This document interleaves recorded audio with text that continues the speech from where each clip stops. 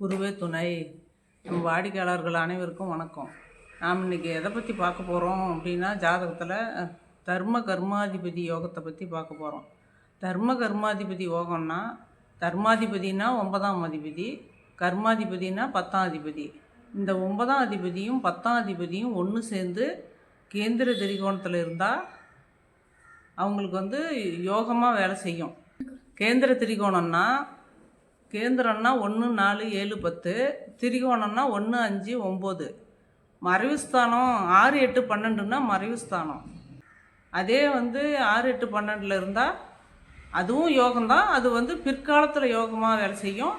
இந்த கேந்திர திரிகோணத்தில் இருக்கிறது முற்காலத்தில் இருந்தே யோகமாகவே வேலை செய்யும். அது எப்படி இருக்கணும் அப்படிங்கிறத நம்ம லக்ன வாரியாக பார்க்கலாம். கடகலக்கணக்காரருக்கு 9, 10ஆம் அதிபதி யாருன்னா, 9ஆம் அதிபதியாக குரு பகவான் வராரு, 10ஆம் அதிபதியாக செவ்வாய் வராரு. இந்த குருவும் செவ்வாயும் ஒன்று சேர்ந்து கேந்திர திரிகோணத்தில் இருந்தால் அவங்க இளம் வயசுலேருந்தே அந்த வாழ்க்கையை வாழ்வாங்க, செல்வாக்கான வாழ்க்கையை.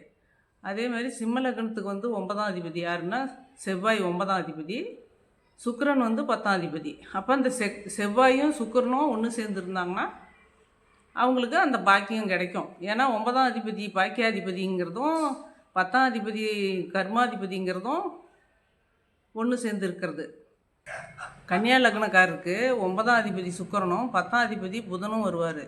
இந்த 9ஆம் அதிபதி சுக்கிரனும் புதனும் கேந்திர திரிகோணம் ஏறி இருந்தால் இளம் வயசுலேருந்தே அந்த யோகத்தை அனுபவிப்பாங்க.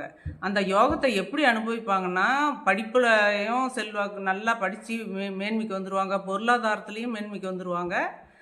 அதே மாதிரி எதிர்காலத்தில் என்னென்ன அவங்களுக்கு தேவையோ அத்தனையும் அவங்களுக்கு அந்த யோகத்தில் கிடைச்சிரும். அது மாதிரி வந்துடுவாங்க கன்னியா லக்னத்துக்கு.